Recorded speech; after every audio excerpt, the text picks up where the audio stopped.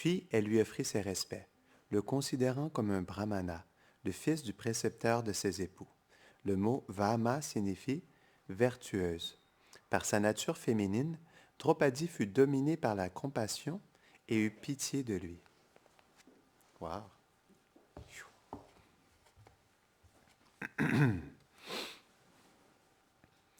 Om Gyana Timidandasya Gyananjadashadakaya Chakshurun Militam Jena Tasmai Shri Gurave Namaha Shri Chaitanya Manobishtam Stapitam Jena Bhutade Swayam Rupa Kadamayam Dadati Swapadantikam He Krishna Karuna Sindho Dina Bandhu Jagatpate Gopesha Gopika Kanta Radha Kanta Namostute Tapta Kanchana Gaurangi Radhe Vrindavaneshwari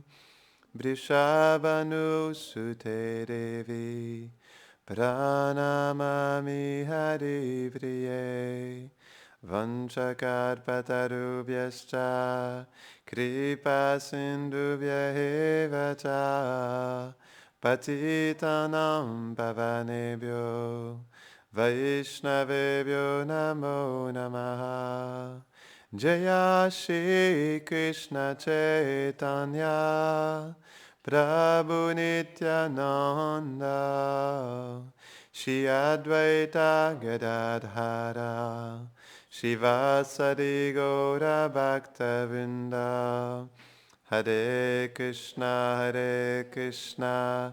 Krishna Krishna Hare Hare Hare Rama Rama Rama Hare Hare Namahom Vishnu Padaya Krishna Peshtaya Bhutade Shrimate Bhaktivedanta Swaminiti Namine Namaste Sarasvate Deve Gauravani Pracharine Nirvishesha Shunyavadi Paschachadeshatarine. Merci les enfants d'avoir chanté. Donc Krishna, c'est le plus grand de tous les héros. Est-ce que vous connaissez Krishna? Krishna, c'est un super-héros. Vous savez? Pourquoi c'est un super-héros, Krishna? Est-ce que vous savez pourquoi? C'est le plus grand de tous les héros?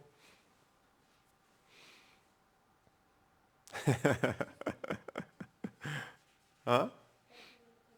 Parce que quoi?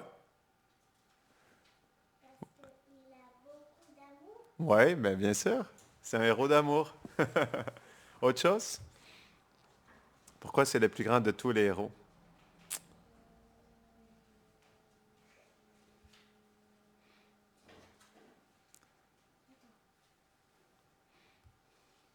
Et toi, Gauravani, tu ne sais pas pourquoi? Oui, bien sûr, c'est vrai, parce qu'il sauve les êtres, tout à fait. Pourquoi il nous sauve? Parce que... Hein? Parce qu'on est des dévots, mais parce qu'il nous aime. Tu allais dire quelque chose, Gauravani? Non? Donc Krishna, ouais, c'est notre héros. Et est-ce que vous saviez qu'il nous observe en ce moment? Est-ce que vous savez qu'il vous observe à chaque instant, Krishna? Il vous regarde, hein? Il regarde si vous faites des bêtises. Hein? Ouais, c'est ça. Il vous accompagne dans le cœur et il voit que vous faites des bêtises, il vous inspire dans le cœur à faire des bêtises.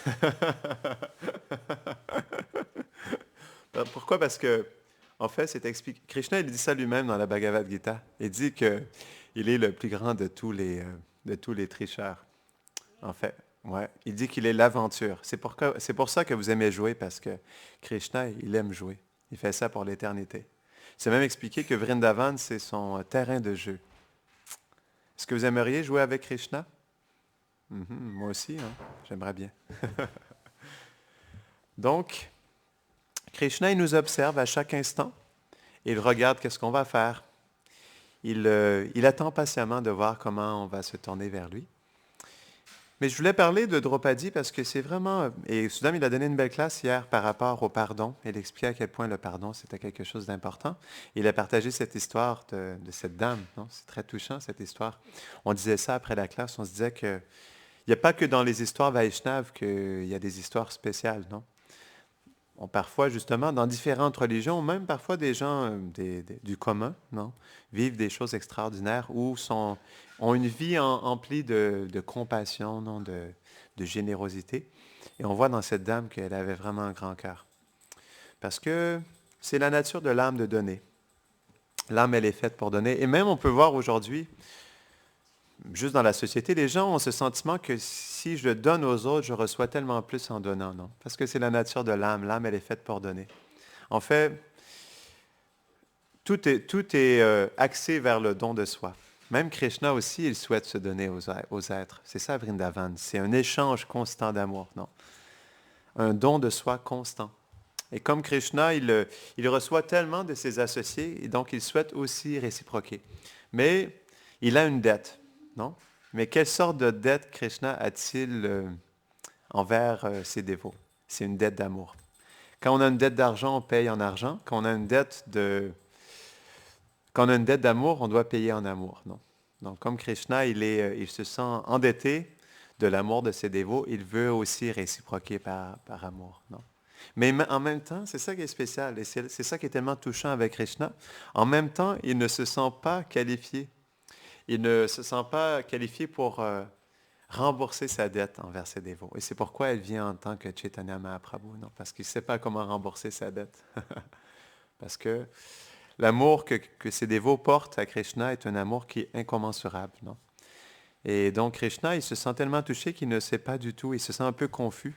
Et il ne sait pas réellement comment il va rembourser sa dette. C'est pourquoi il dit aux gopis, je ne pourrai jamais rembourser ma dette. Votre amour m'a complètement conquis et je ne pourrai jamais la rembourser. Donc je vous, je vous demande de vous inspirer de votre propre, comment je pourrais dire, votre propre don de soi, non, envers moi. Soyez satisfait du bhajan que vous avez, non? Et comme il n'avait rien d'autre, Krishna, il a décidé de faire le bhajan des gopis, non? De comprendre pourquoi les gopis, elles avaient autant d'amour pour lui. Et c'est pourquoi il est venu en tant que Chaitanya Mahaprabhu pour pouvoir goûter à cet amour, pour pouvoir aussi lui-même faire ce bhajan. Et c'est ce que nous aussi, on tente de faire. On tente de faire ce bhajan d'amour, non? C'est ça la sadhana en réalité.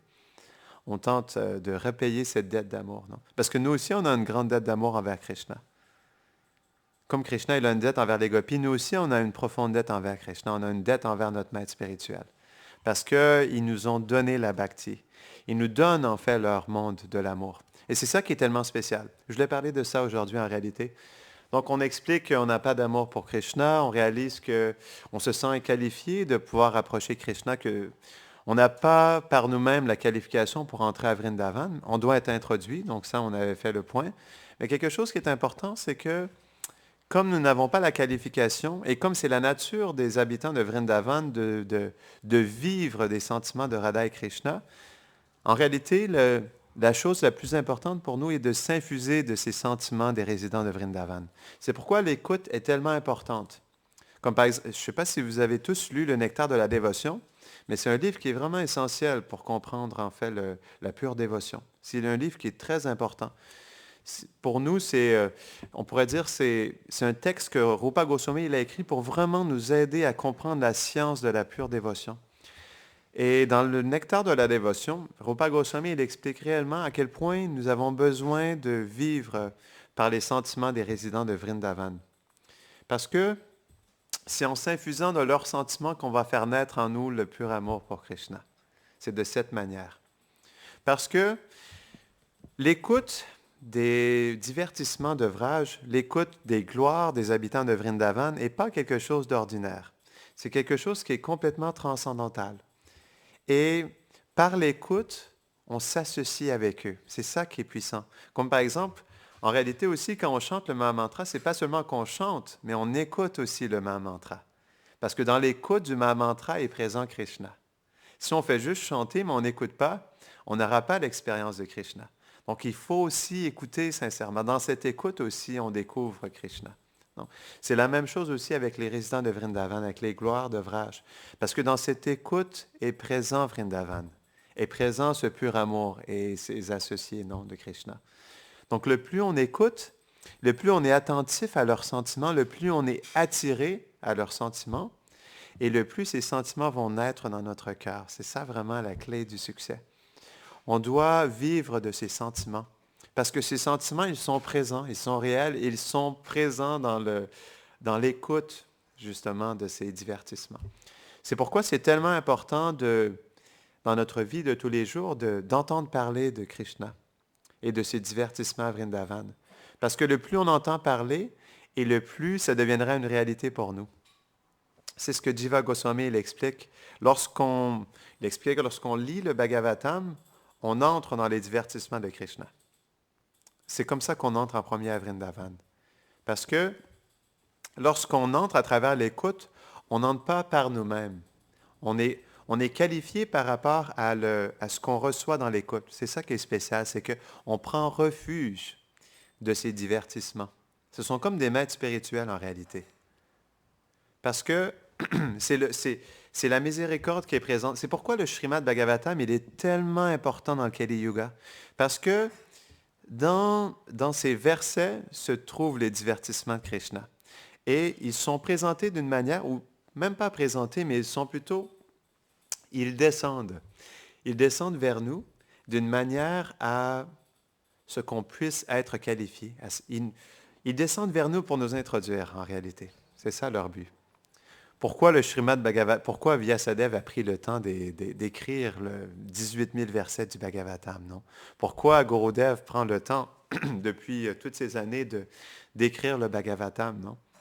C'est parce que dans la lecture du Bhagavatam se trouve la clé de notre introduction au monde transcendantal. C'est ça la réalité. C'est tellement spécial, tellement, tellement spécial.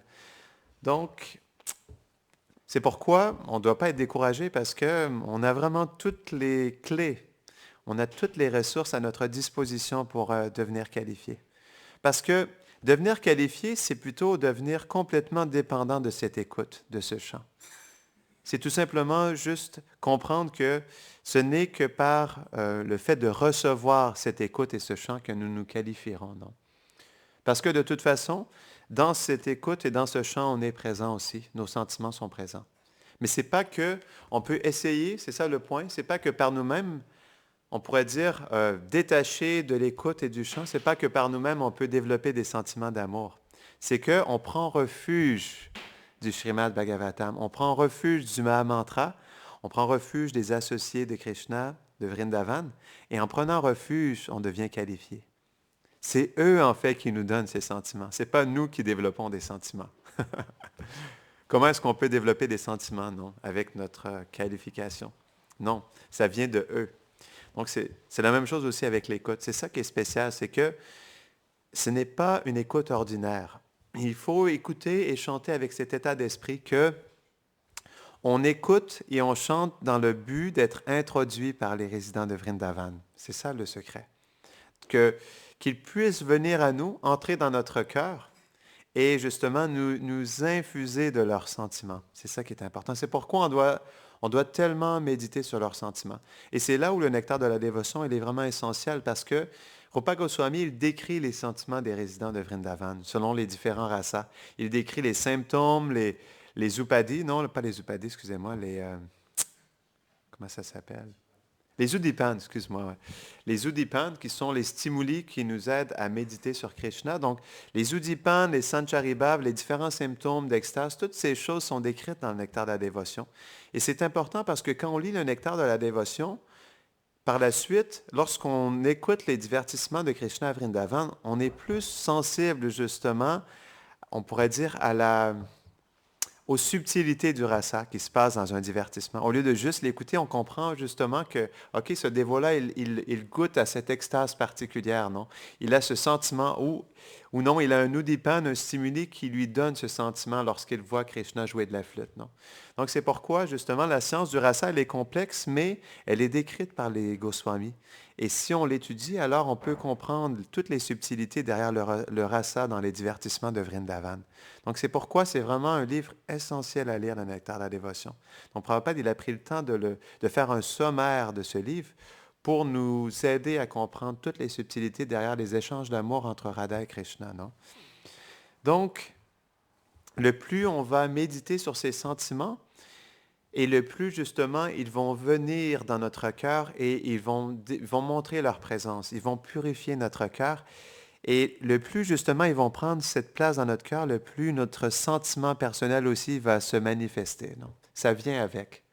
Donc c'est pourquoi il y a beaucoup d'espoir parce que juste dans le fait de l'écoute et du chant, on peut complètement s'associer avec les résidents de Vrindavan. C'est ça qui est spécial, non? Parce que, comme on expliquait, ce n'est pas une vibration qui est ordinaire, parce qu'ils sont réellement présents dans l'écoute et le chant. Complètement. Ils sont toujours présents à chaque instant en réalité, mais ça dépend de notre disposition justement à s'absorber dans cette réalité, non? Le plus on a la foi dans cette chose et le plus on a le goût, le plus justement ils vont vouloir réciproquer avec nous de cette manière, non? C'est ça qui est tellement spécial. Donc, on doit, dans notre japa et dans notre écoute, on doit vraiment trouver un temps de qualité pour pouvoir s'absorber et être en mesure, comme on avait expliqué dernièrement, d'aller dans notre cœur et de se disposer de la meilleure manière pour pouvoir entrer en contact avec eux. Parce qu'ils descendent vers nous déjà, non? À travers l'écoute et le chant, mais nous, comment est-ce qu'on se dispose par rapport à eux? C'est ce qui va faire toute la différence. Est-ce qu'on se dispose d'une manière personnelle, non? D'une manière sincère, d'une manière humble, et vraiment avec un profond désir justement d'avoir leur association. C'est ça qui va faire toute la différence. Parce que, comme l'expliquait un jour un swami, il expliquait lorsqu'on ouvre le Bhagavatam, on entre en relation avec Krishna. J'ai trouvé ça beau comme point. Il expliquait qu'avant de lire, on devrait toujours réciter des prières pour justement démontrer notre appréciation et le respect pour le Bhagavatam. Et comprendre que le Bhagavatam est une personne. Et lorsqu'on l'ouvre, on demande à cette personne de nous dévoiler ses secrets, de nous partager son association. C'est plus qu'en réalité de la connaissance ou des personnages ou des histoires, non. C'est vraiment une personne qui est Krishna en réalité. Et le plus on approche Krishna dans le Bhagavatam à travers le fait de vouloir une relation avec lui, et le plus aussi il va se montrer personnellement à travers ces versets. C'est ça qui est vraiment merveilleux. Parce que dans le Bhagavatam, même si on le lirait 10, 15 fois, on rentre toujours dans une relation de plus en plus personnelle avec Krishna et il nous dévoile toujours des aspects différents en fait de sa personne et de son Dham, de Vrindavan. Donc, c'est pourquoi on n'a jamais fini en réalité de découvrir Krishna à travers le Srimad Bhagavatam. C'est la même chose que le chant.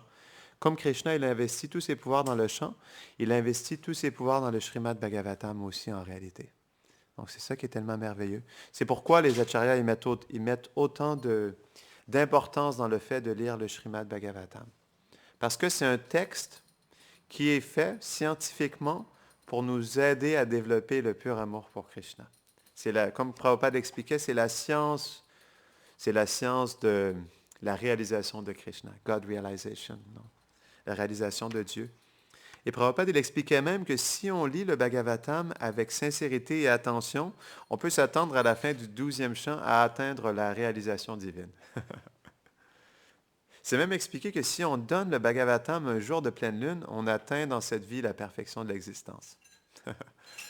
Donc, imaginez-vous si on le lit personnellement, puis on prend le temps de le comprendre et vraiment d'appliquer ces joyaux dans notre vie, à quel point, justement, il sera miséricordieux envers nous.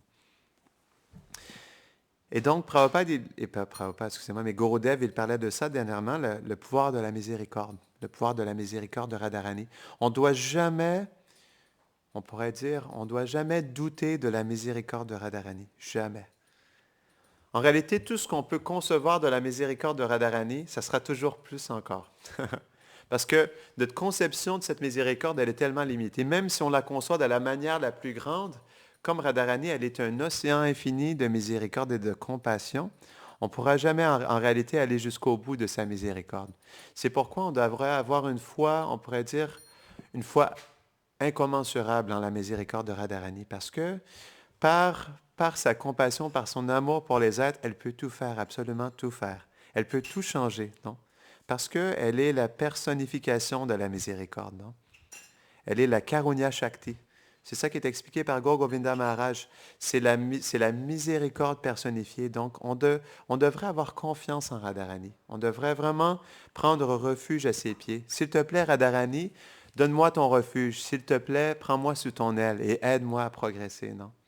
Parce que si on approche Radharani avec ce désir sincère, Radharani, c'est certain qu'elle voudra réciproquer avec nous de cette manière, non? Donc, je vais revenir à Draupadi. C'est vraiment spécial parce que Draupadi, elle démontre une compassion qui est digne justement de Srimati Radharani. On peut voir à quel point, malgré le fait que ses enfants aient été tués, elle soit prête justement à tout pardonner. C'est ça qui est spécial. Les purs dévots du Seigneur, ils ont des qualités qui sont tellement incroyables. Imaginez-vous, mettez-vous la place de Draupadi. Elle a perdu ses 5 enfants et elle est prête à tout pardonner à Ashvatthama. En réalité, c'est même expliqué, j'ai perdu le verset, c'est même expliqué qu'elle lui offrait ses respects comme, elle le considérait comme un brahmana, le fils du précepteur de ses époux. Donc, malgré le fait qu'il soit l'assassin de ses enfants, Draupadi, elle le voyait comme un précepteur, comme un enseignant, comme un brahmana. Ça, c'est le pouvoir de l'humilité du Vaishnav. Par sa profonde humilité, elle voyait en Ashvatthama quelqu'un de qualifié, quelqu'un de comme un précepteur en lequel elle peut offrir son respect, non? Offrir ses hommages, malgré le fait qu'il ait commis ces actes abominables. Ça, c'est le pouvoir du Vaishnav. Ça, c'est la profonde humilité du Vaishnav. À quel point il se sent bas que même quelqu'un qui a tué ses enfants, elle est prête à lui offrir ses humbles hommages. Donc Draupadi, pour nous, elle est vraiment un exemple vraiment spécial pour ce qui est de la compassion et le pardon. Elle nous montre que, par son exemple, elle nous démontre en réalité que tout est organisé par la main divine de Krishna. C'est pourquoi elle était prête à tout accepter. Elle voyait dans cette situation la miséricorde de Krishna. Comme elle comprenait que rien bouge sans la sanction du Seigneur, elle comprenait dans cette situation que Krishna avait voulu que ça se passe de cette manière. C'est pourquoi, en réalité, elle était prête à offrir ses hommages à Ashvatthama, parce qu'elle voyait en lui un enseignant, non? Elle voyait un enseignant de la destinée qui lui était due. Et en même temps aussi, elle voyait à travers Ashvatthama la présence de Krishna. C'est pourquoi aussi elle était tant miséricordieuse envers lui. Elle le voyait comme son enseignant. Parce qu'elle comprenait que Krishna agissait à travers lui. Comment est-ce qu'elle pouvait rejeter ou manquer de respect envers Ashvatthama lorsqu'elle percevait réellement que tout était organisé par Krishna lui-même, non? Donc c'est pourquoi le dévot du Seigneur, il est prêt à accepter toutes les situations, même les situations les plus catastrophiques, parce qu'il voit justement dans tous ces drames, il voit la main de Krishna. Il voit de l'amour de Krishna qu'il aide tout simplement juste à le ramener vers lui.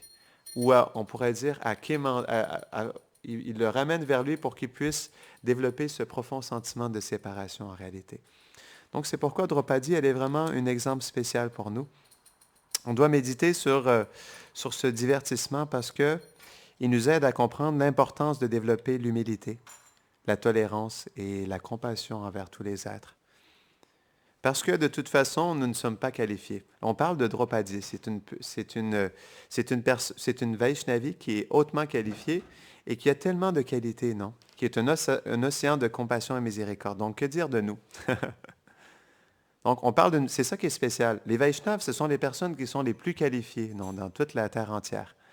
Et malgré tout, ils vont à ce niveau de demander des respects à des personnes qui lui ont commis des actes abominables. Donc, que dire de nous? C'est pourquoi on doit justement apprendre de Draupadi. Comme nous ne sommes pas du calibre de Draupadi, nous avons tout à justement développer cette humilité, cette tolérance et aussi justement offrir notre respect à tous les êtres. lorsqu'on comprend que de toute façon, nous n'avons pas du tout la qualification de Draupadi. Non?